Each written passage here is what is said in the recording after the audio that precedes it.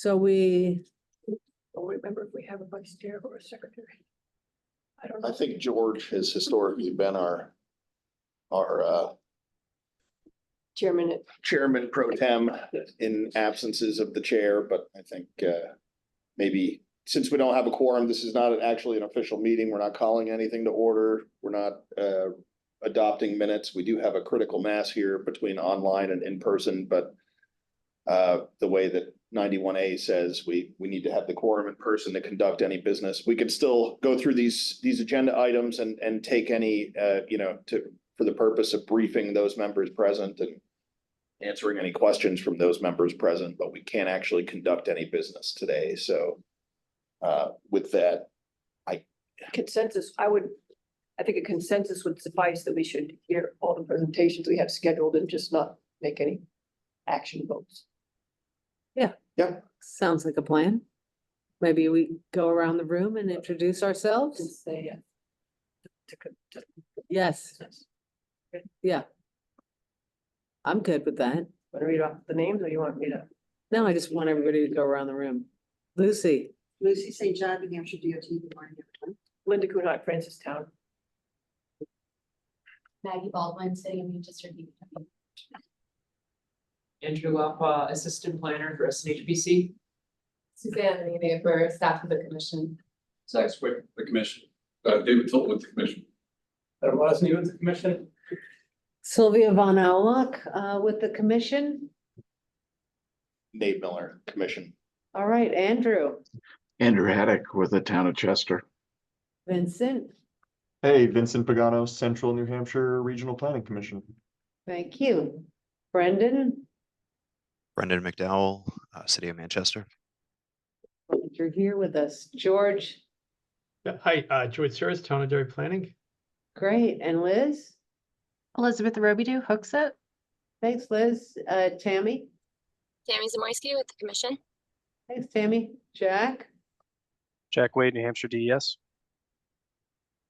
Richard?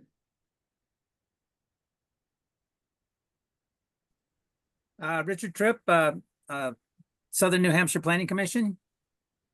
Thank you. And Kristen? Hi, Kristen Clark with the City of Manchester DPW. All right, great. Thanks, everybody, for being here today. 20. All right, our first thing is the TAC Officer Elections, Which we should postpone. which I guess we're We postponing. can't actually elect anyone today, but If anyone is Yeah. willing to volunteer, that would be good just to know about it. the historical tradition has been that the TAC chairmanship rotates in alphabetical order of community. So our last three were Goffstown. Londonderry went in front of Hooksett, and now Hooksett. So theoretically, the next community up would be Manchester. I don't know if there's a representative of Manchester who may be willing to serve either Brendan or Maggie in that. This work here.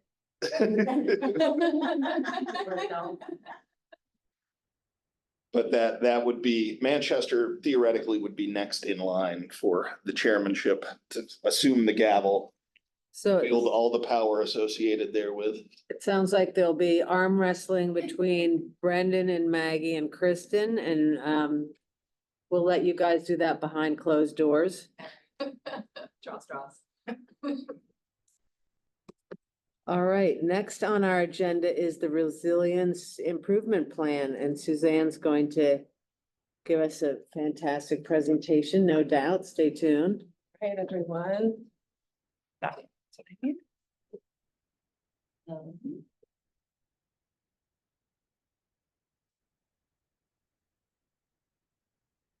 I'm gonna share my screen.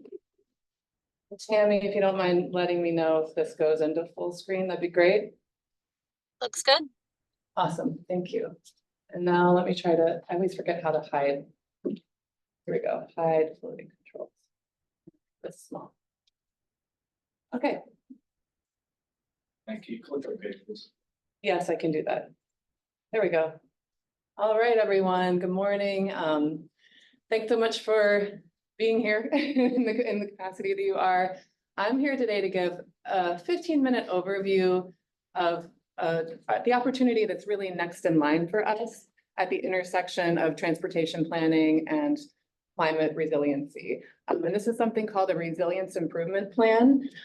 So hopefully by the end of this presentation, you'll have a sense of what that is and what our process is going to be looking like. And we're hoping to have something, a solid draft completed over the course of the next year, and there will be several opportunities to get involved in this. Okay. My shirt is on your presentation. What? Oh yeah, your shirt is on my presentation. For those of you in the audience who can see the screen. Oh my God. So that is your shirt, That's my basically. Totally unintentional. So I always feel like it's helpful to start with some definitions. So what is resilience? And this is a definition from the Federal Highway Administration. Resilience is the ability to anticipate, prepare for, and adapt to changing conditions and withstand, respond to, and recover rapidly from disruptions. And a shorthand statement that I really like to think about is it's asking, how do we survive and thrive when the future is unknown? And there's a lot coming at us in terms of weather events, climate conditions, and other things we want to be aware of. The other thing I wanted to highlight, and this was a graphic that we developed, it's part of the roadway adaptation toolkit that came out earlier this year. Adam can take some credit for helping me make it look nice. But two other key vocabulary words I think are good to keep in mind when we're thinking about building resilience, especially from a climate planning standpoint. One is mitigation. And in the climate planning world, that means reducing the emissions that are causing climate change. So when we're talking about clean energy, energy efficiency, electric vehicles, sustainable transportation models, that's your mitigation side of the equation. And adaptation is about managing the risks associated with climate change. So here we're talking about, flood protection and infrastructure upgrades, hazard mitigation. And these adaptation needs will be either more severe or less severe, depending on how successful we are with the mitigation side of the equation. I will say that for the purpose of today's presentation, for everything I've seen around resilience improvement plans, that sits much more comfortably in the adaptation side of this graphic. So for what we'll be talking about today, it's largely going to be adaptation focused. Taking just a little trip down memory lane with SNHPC's previous resiliency work, you all are familiar with the 2020 vulnerability assessment. That was really kind of a site-based analysis looking at all of the stream crossings in the region, culverts, the small bridges, and really tracking a number of indicators to understand their vulnerability. Then in the end of 2023, tail end of last year, we put out the roadway adaptation toolkit. Here we expanded the analysis a bit. So we looked at the corridor level. We also, in addition to looking at stream crossings, took into account things like flood zones and steep slopes. And we came up with a menu of strategies of all the different ways that you could start to apply adaptation considerations to transportation corridors in our region. And then the resilience improvement plan, that's what we'll be developing now. We're going to be extending our analysis even more broadly to understand from a system-wide standpoint, what are our vulnerabilities, and also start to look at some priority projects. So that's where we're headed. So let's get into a little bit of the Federal Highways definitions about what is a resilience improvement plan. One of the first things I noticed when I saw this was that the acronym is slightly unfortunate, right? And from the resource scan I've done and looking at the work in other communities, people have changed the title of their plans that they're working on. One thing I might propose is that we call it a transportation resilience improvement plan, because that's indeed what it is. And it's a little more enticing. Like, take this trip with me. Like, let's go, let's work on resilience together. So I'm gonna that's just on the table for consideration. But when you see just general information or about this, if you Google this on your own, resilience improvement plan is the technical terminology that Federal Highways is using. So for our trip, just some basics here. This is a planning opportunity that's highlighted under the Federal Protect program. That's that acronym stands for Promoting Resilient Operations for Transformative, Efficient, and Cost-Saving Transportation. It just rolls right off the tongue, but protect is something you will hear more of and you will remember. And that is under the bipartisan infrastructure law. It can be completed by state DOTs and MPOs. So those are the two entities that are eligible to complete a RIP. And this is a voluntary plan. It is not required, but it's basically an opportunity to support the resilience of our surface transportation system. It takes a systemic approach. So we're thinking about short and long-term planning activities and investments. We're thinking about the transportation system as a whole. We're thinking about a variety of different hazards that we want to consider. And we're also looking at a risk-based assessment. So what are the various assets we want to incorporate? What are the vulnerabilities that might exist based on weather events and natural disasters and climate change? Other basics. So there's some incentive here for developing a resilience improvement plan. Those projects that receive PROTECT funding can be eligible for cost share reduction. So you can reduce your local match by up to 10%. And here's how you do it. You can get a 7% reduction if a project in your community is prioritized in a resilience improvement plan.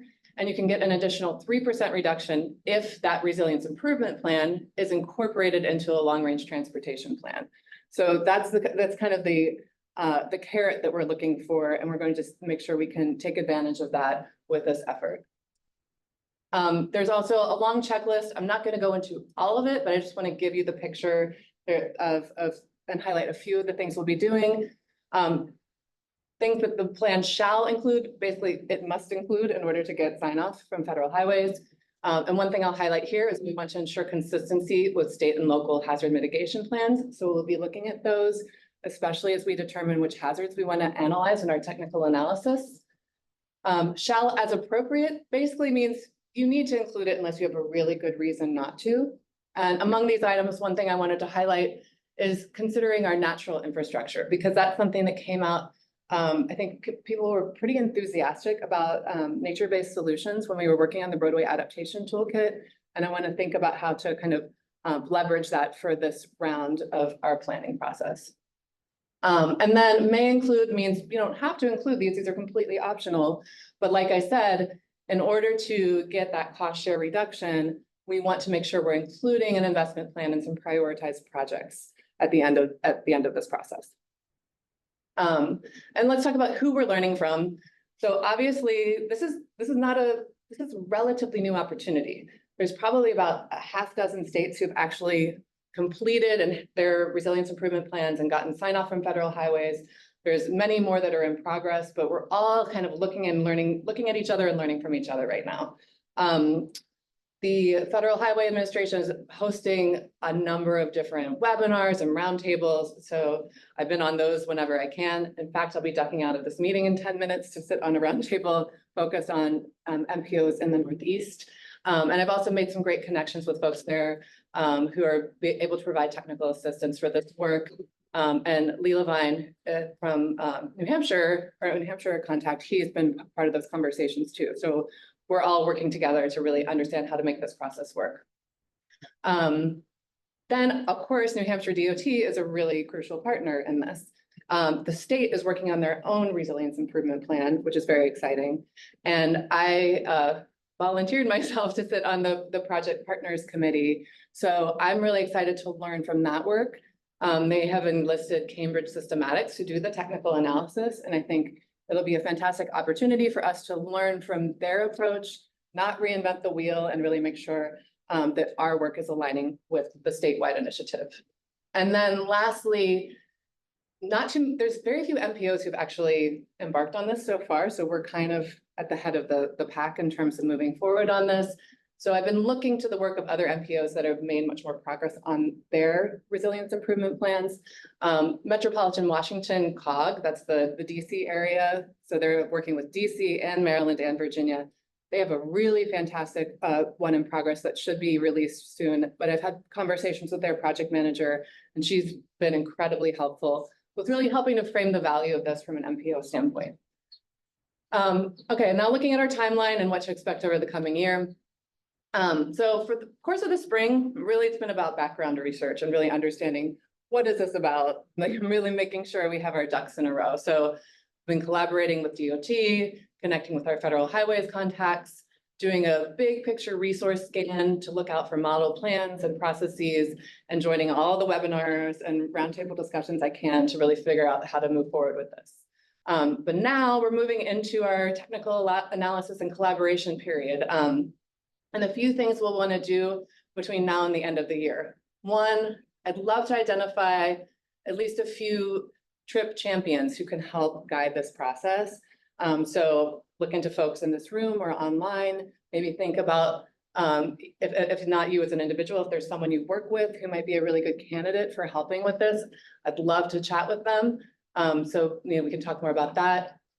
We want to finalize our priorities for analysis, specifically, what are all of the assets that we want to consider? For example, are we incorporating transit infrastructure?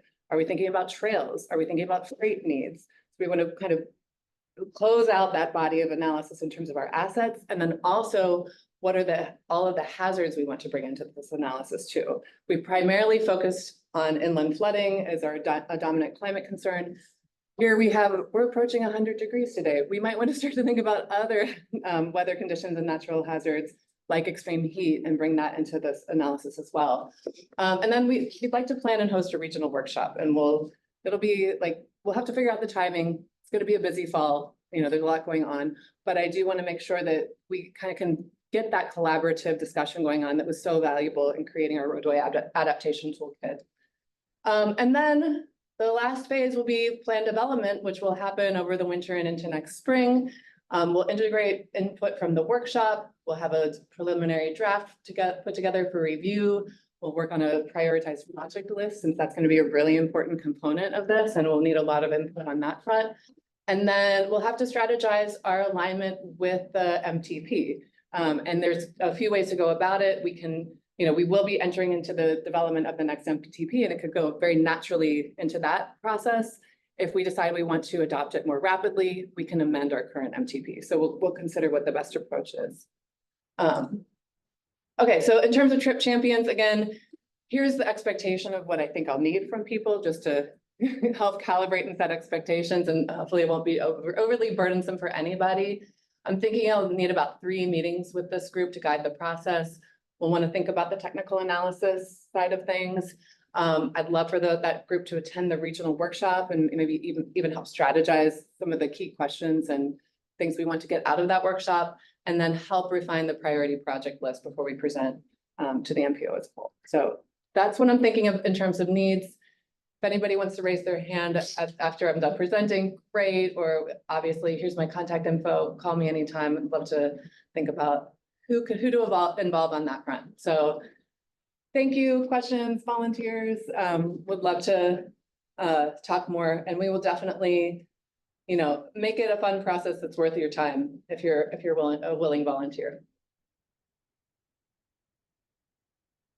Zach, you're already volunteered. Oh, no. That was a multi-sided question. Go ahead. Have you seen, how long are the lists of projects for some of these? It's widely variable. We really will tailor it to our own needs. So the 2 MPOs that I showed on the screen approached it in very different ways. So Metropolitan DC, they did a call for projects and had all of their communities submit their ideas for what they wanted to be included. So in the end, they only had about 35 projects on their list, but they're planning to update that annually as more opportunities arise and as more communities have interest in applying for discretionary protect fund. The New York Metropolitan Transportation Council took a completely different tactic, and they basically just looked at their MTP and did a resiliency screen and ticked off all of the projects they thought would fit the bill. So theirs is probably, several dozen, right? Like it's probably maybe even up to 100 projects that are in their list. And I think if there's they have resilient specific and resilient adjacent. So that the list is at least 3 or 4 pages long, with just single line notes. But we need to make it work for us, and that's the important thing. That's why we'll keep doing check-ins and hopefully have a work group to help guide it along the way. I'd be happy to participate. Fantastic, thank you.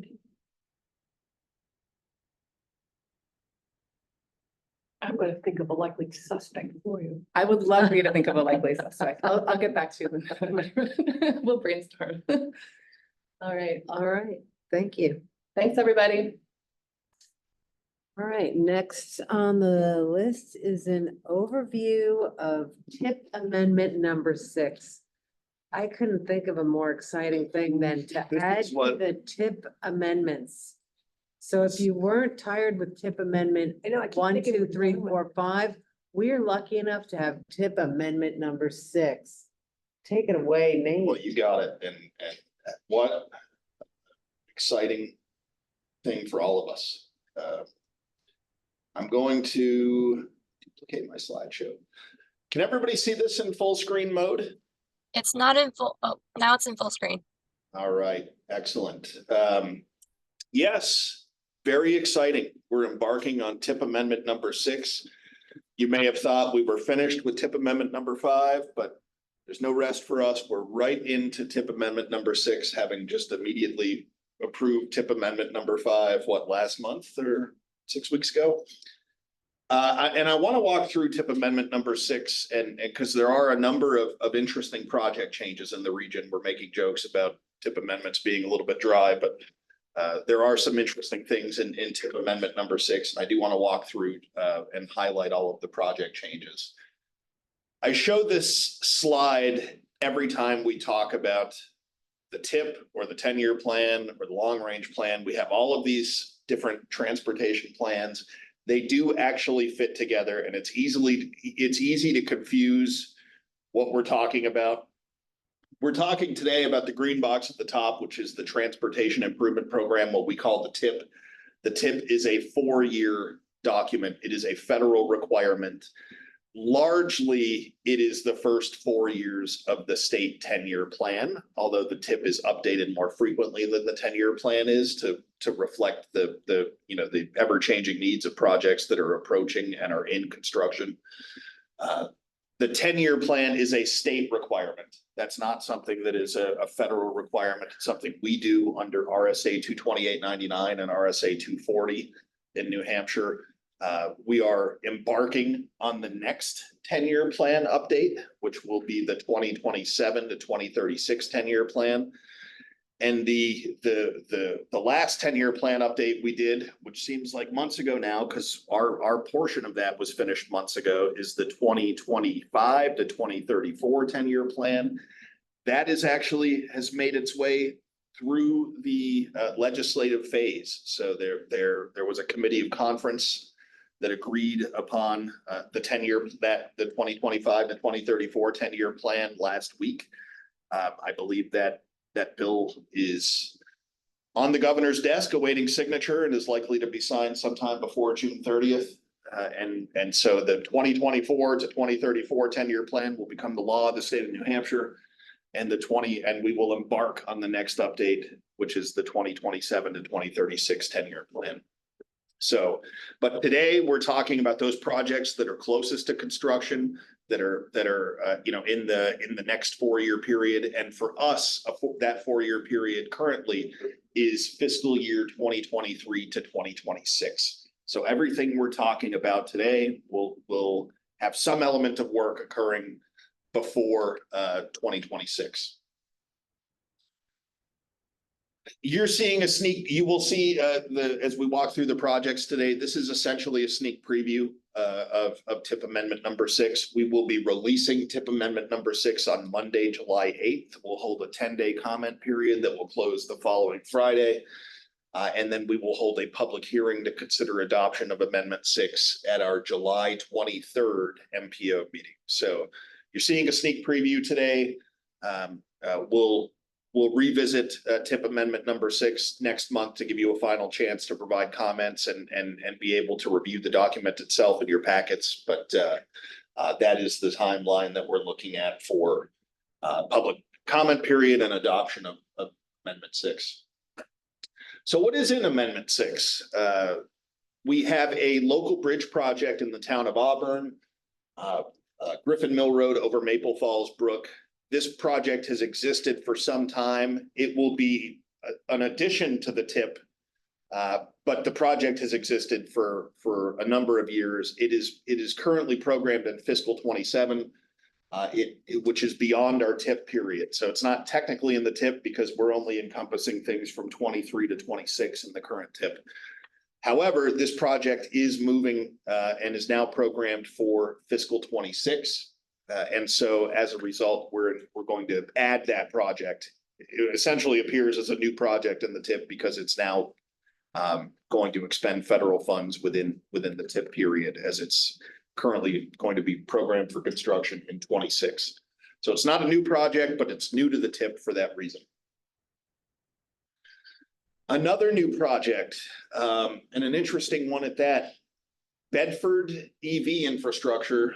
This is a new project. It will replace the electric vehicle chargers at the Whole Foods in Bedford. It will be a new project in the TIP. I think many of us are familiar with the two large discretionary programs for EV infrastructure, those being NEVI, the National Electric Vehicle Infrastructure Program, and the CFI program, the Charging and Fueling Infrastructure Program. There's another smaller and federal discretionary program called the Electric Vehicle Charger Reliability and Accessibility Accelerator Program, or RAA for short. New Hampshire has been awarded a discretionary award under that RAA program for these chargers at Whole Foods in Bedford. So this is a new federal discretionary award, and we're going to program this project in the TIP to reflect that discretionary award. So it comes out. What's that? It comes out of the TIP. It will be going into the TIP. It's a new project award, discretionary from the federal government under this RAA program. Sorry.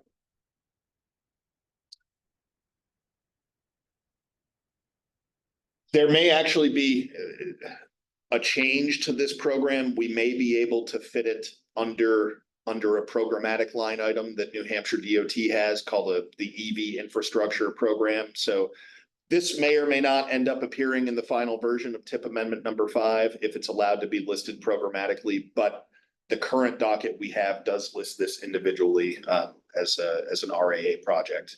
That is the funding source for it. So you may or may not see this in the final version of TIP Amendment number 6, but it is a new project, whether it's listed individually or whether it's listed under the program. Bedford Merrimack, it's local bridge project on Beals Road over Babusick Brook. This is actually right at the town line of Bedford and Merrimack on Beals Road. This is seeing an increase in engineering and construction phase funding to reflect the current cost estimate for the project. So you'll see an increase in fiscal 25 funding for engineering and construction phase work on that local bridge project. This is a local bridge project managed by the town of Bedford, even though it actually, is right at the town line. Bedford is the lead agency on this project. Another new project, this one is in Manchester. It will be listed as downtown pedestrian infrastructure improvements. It's really centered around Elm Street.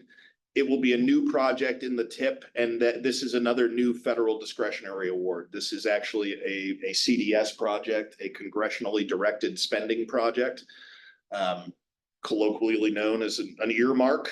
So this is a new direct congressional award for pedestrian infrastructure improvements on Elm Street, Manchester. So we will be adding this as a new project in the TIP to reflect that discretionary award.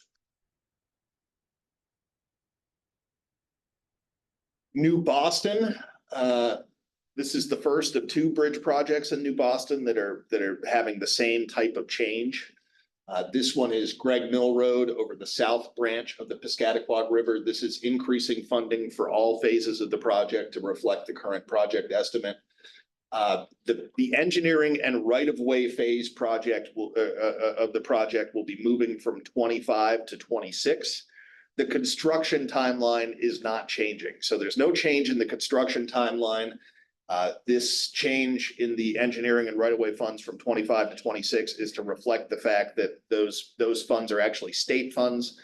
And as such, they're programmed on a state fiscal year. They'll actually be obligated at the state level in state fiscal year 2026, which is different than federal fiscal year 2025. So there's a little bit of a timing nuance there, but the moral of the story here is that the actual timeline for construction of this bridge is not changing. We're reflecting that nuance of the state funding that is supporting engineering right away.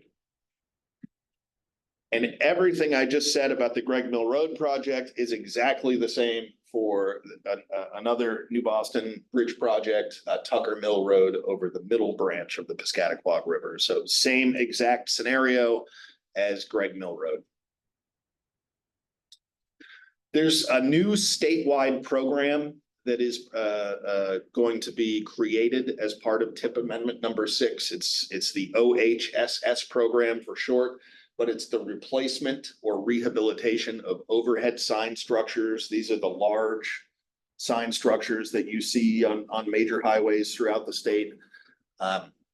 This will be a new statewide program to either replace or rehabilitate certain sign structures. This is based on a need that's been identified by the Department of Transportation. Funding is available. Federal Surface Transportation Block Grant funding is available to the department to support this new program, and it is proposed to be funded at $1 million per year of federal STVG funds in both fiscal 25 and 26 for those large overhead sign structures. There's another statewide program that is seeing, this will be a significant increase in funding, fortunate for us in New Hampshire, for resurfacing of Tier 2 roadways. So Tier 2 is a state level definition of roadways. It is not the same as Class 2 legislative Class 2 roadways or anything like that. This is it largely correlates to Class 2, but it is different. These are, non-interstate state roadways, basically encompassed by Tier 2. This will see a significant increase in engineering and construction phase funding. This will allow the state to resurface more Tier 2 roadways over the coming years. And the increase in funding is coming from Federal Highway Administration's annual redistribution. So if you're not familiar with the redistribution process, it is fairly complex, but essentially there are highway trust fund programs that Federal Highway Administration administers around the country. If those programs have not reached their annual obligation limit, that difference is redistributed to the 50 states around the country as additional Title 23 funds for them to program. So New Hampshire is receiving some of those redistributed funds and is going to program them accordingly in this Tier 2 resurfacing program. There is another program that is listed in the TIP. It's called the STBG to FTA transfer. This is, I'll do my best to explain this in as plain language as I can. Title 23 funds, highway funds under the Federal Highway Administration come into New Hampshire. One of those sources of funding is called the Surface Transportation Block Grant Program. The federal government gives states the flexibility to transfer Title 23 funds to Title 49, which is FTA funds. And New Hampshire, due to, in large part, a lot of the public comments that have occurred at previous 10-year plan hearings, has programmed a transfer. They did this as a result of the 10-year plan, I think 2 years ago, programmed an annual transfer of, I believe it's $3 million per year or thereabouts. Am I correct in that, Lucy? Yeah. $3 million per year of Title 23 STBG funds to FTA. And so that transfer has actually taken place for fiscal 24. And because that transfer has taken place, the line item that we had previously programmed for those transferred funds needs to come out of the TIP, because those $3 million of funds are going to go into the corresponding FTA programs now as a subsequent minor revision. So if we didn't take that transfer line item for 24 out of the TIP, we'd be essentially double counting those dollars because they're going to be going into the FTA programs. So this is sort of it's a little bit of a technical amendment here, but that's the reason behind it. And those STBG funds are very important to the transit providers. They support 5311 initiatives, which are rural transit initiatives. They support 5310 initiatives, including our mobility management network around the state, and additional services, even with the small urban providers under the 5307 program. So those funds, I think, go into 2 or 3 different programs within the FTA umbrella and have been put to good use around the state. And the whole transfer initiative has been well received so far. That's it for tip amendment number 6. Again, some of those things are a little bit in the weeds, but hopefully I've explained that somewhat well. Happy to answer any questions. Again, this is a sneak preview of amendment number 6. There may be additional changes prior to our release on July 8th, but this is where we see tip amendment 6 headed at this point. And with that, I'm happy to answer any questions or provide any additional information if people have any questions. And if anybody is still awake, that would be good to know. Maybe. Thank you. You're welcome. You might as well stay there in the hot seat because we have the update of the 10-year plan, fiscal year 27 to 36. Yeah, and this is a very brief, sort of other business update. Last month, we talked about the on-call engineering RFQ that we released, and the TAC appointed a working group to work with us to evaluate engineering proposals that came in. That RFQ was for 2 things: for scoping and cost estimating candidate 10-year plan projects for the 2027-2036 10-year plan, as well as assisting us with maintaining our regional travel demand model. We're very pleased to have great interest in that RFQ. We did receive 4 proposals from different engineering firms. So our committee working group of myself, Kristen Clark, George Sioris, Bruce Thomas, and Linda Kuhnhart will be meeting next week to do an initial review and an initial scoring of those engineering proposals according to the criteria that we laid out in the RFQ. So just by way of updates, we did get good response on that RFQ. And then on the regional solicitation itself, we will be putting out our fiscal 27 to 2036 10-year plan regional solicitation for projects out next week. We will give likely the full month of July and into the early part of August for communities to prepare responses or proposed projects if they have any. We'll send that solicitation, as we always do, out to key stakeholders in all 14 of our municipalities, as well as our transit agency partners.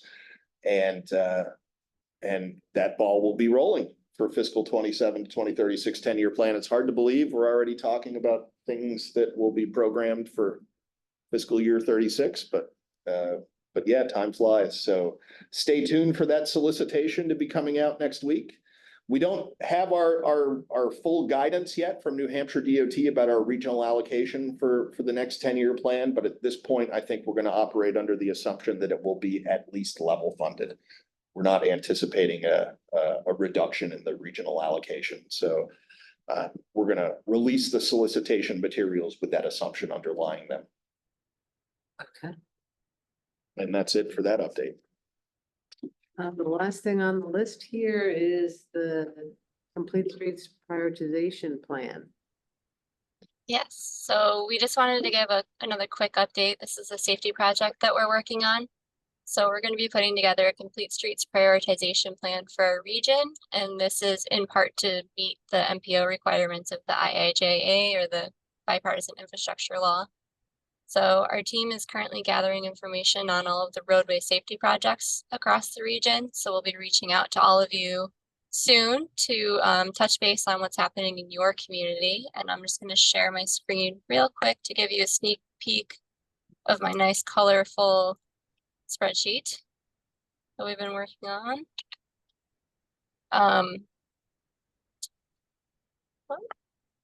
Sorry, I have a lot of different windows open here. We do see a So- spreadsheet. Okay, perfect. So we've identified around 40 projects so far from the various TAP applications, 10-year plan, MTP, and everything else that we have at our disposal. So we'll be reaching out to update the status of these projects and then remove or add anything as necessary. One of the other goals of putting this together is to identify the resource needs so we can be on the lookout for different funding opportunities or other ways that we can help you with your projects. And having your projects listed in this plan will qualify you for different Complete Streets grants through the IIJA. There may also be some new opportunities for funding if the Complete Streets Act of 2024 gets passed. That would require a community to have adopted a Complete Streets policy and have your projects listed in a regional prioritization plan to be eligible for funding. That's it. I don't know if you wanted to mention, Tammy, that we're working on the policy, the model policy. Yes, I think I did a presentation on that last month. We are creating a Complete Streets policy and resolution template that'll be fully customizable for all of your communities to consider adopting in the future. So these projects go hand in hand. Excellent. Any questions for Tammy? All right. And I see there are 2 items in chat. Tammy, are those something we need to address or? Nope, just a little confusion about being muted at the beginning of the meeting. Okay, All clear. great. We don't need to adjourn. We're just going about our business. So thank you. Thank you. Sylvia, I Thank have you. one quick question. Oh, please, Um, please. So I saw I think it was last week, the survey for the Safe Routes for All was sent out. To give like project ideas and safety concerns in our area. Is that our opportunity like as a municipality to respond, or is that like as an individual, or both? It's, I think that. Like, will there survey be is- separate stakeholder meetings with us, or should we be brainstorming and trying getting it expressed through that survey? That survey, I think, is largely for individuals to weigh in. I think we'll be reaching out to stakeholders separately, municipal stakeholders separately, I think, for